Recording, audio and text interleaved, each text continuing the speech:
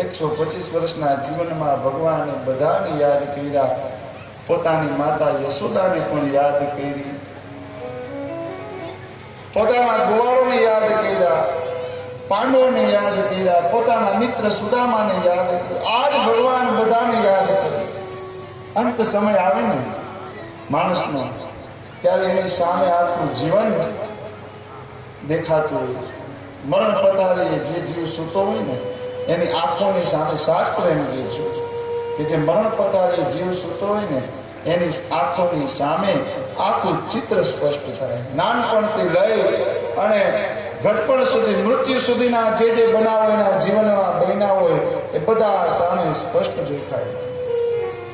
એ ચિત્રો 10 મિનિટની અંદર દેખાય. કેટલી? 10 મિનિટ. અંતિમ 10 મિનિટે એને પોતાનું જીવન ચરિત્ર દેખાય, કોઈ પણ જીવને. અને આજ ભગવાન પોતાનું જીવન ચરિત્ર